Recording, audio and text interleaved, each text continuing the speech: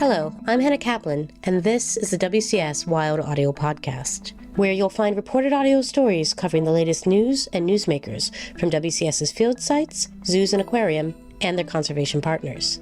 We've got a great show today, so let's get to it.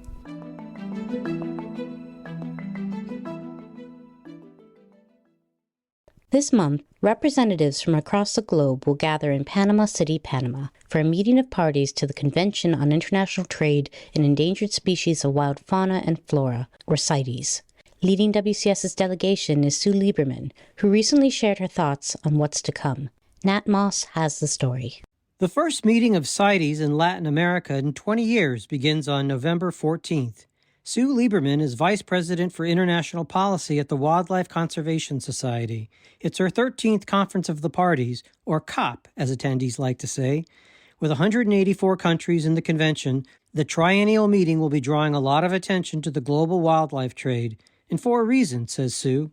It's the only convention or international agreement between governments that regulates international trade, export, import for commercial and not commercial reasons in endangered species, in threatened species, and species that could become threatened. At a time when the United Nations has suggested that as many as 1 million species worldwide may be at risk of extinction, the regulation of trade in endangered species could not be more important or timely. Sue explains that species are protected by CITES on one of 2 appendices to the convention. Appendix 1 means that the species are threatened or endangered and no commercial trade is allowed at all. And Appendix 2 are for species that may become threatened if their trade isn't regulated. They're in trouble. They're being overused in the wild. And the trade is allowed, but it must be sustainable and it must be legal and accompanied by a permit issued by the exporting country. Examples of listings of species on CITES Appendix 1 that Sue mentions include the African elephant, pangolins, African gray parrots, and big cats like jaguars and snow leopards. Since regularly traded sharks were first listed on CITES Appendix 2 in 2013, global conservation action has significantly increased, with 18 shark and ray species listed on Appendix 2 in 2019 alone. In Panama, WCS has several key priorities for protection, says Sue. We're focused on freshwater turtles, number 1, which are species that are increasingly taken from the wild for the pet trade, for the hobbyist collector trade, and for the food trade. And trade is unsustainable, and there's also significant illegal trade. This is the reptile COP, and CITES parties finally pay attention to the global pet and food trade in reptiles. And we're focused on several proposals for sharks to bring the majority of the shark fin trade under control. In particular, there's an excellent proposal from 40 countries led by Panama on requiem sharks, and there are other proposals for guitarfish and hammerheads and even freshwater stingrays to put them on CITES Appendix 2 to regulate the trade. Earlier in her career, Sue spent considerable time doing field work in Costa Rica. She has a deep appreciation for the ecological importance of the region and is thrilled that this year's COP will be held in Panama. This is the first CITES meeting in all of Latin America in 20 years, but it's the first in Central America since 1979.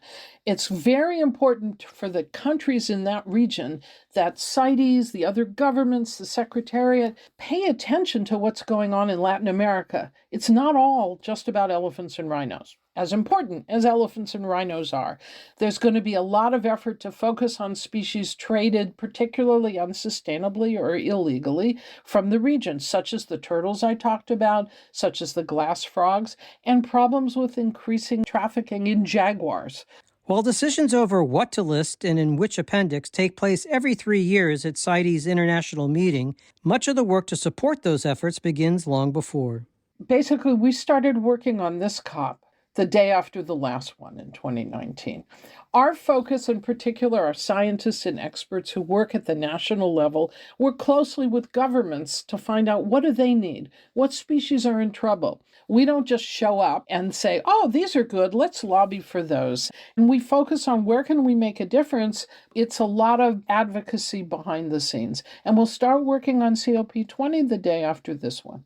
Coming in the wake of the COVID pandemic, this year's meeting has another aspect of international trade in species to consider.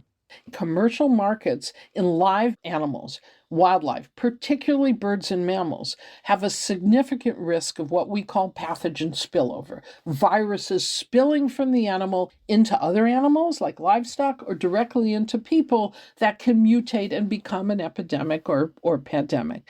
There's a significant high risk from the trade in live birds and mammals. CITES allows trade in some live birds and mammals, and therefore CITES parties do have a role in trying to reduce that risk. Protecting species in a convention with 184 other countries that all have to agree takes time and patience. I ask Sue how she remains hopeful.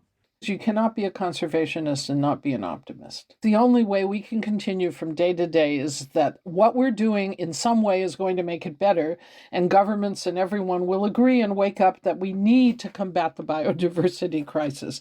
We can't sit back while species decline due to climate change, habitat loss, and all these other factors, and do nothing about the fact that the trade as well, taking them from the wild for commercial reasons, for pet trade far away, for the food trade, for the collector trade, for shoes, for purses, etc., can't continue unsustainably and illegally.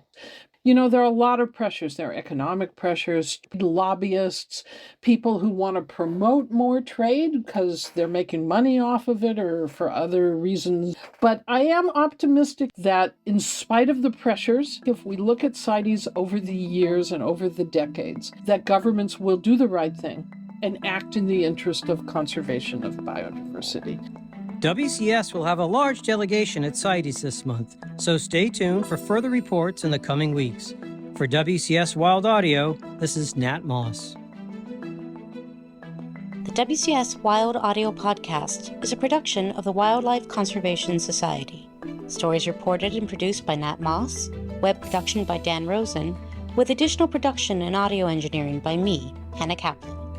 Please like, rate, or review the show wherever you get your podcasts, and email us at nmoss@wcs.org with questions and suggestions for future episodes.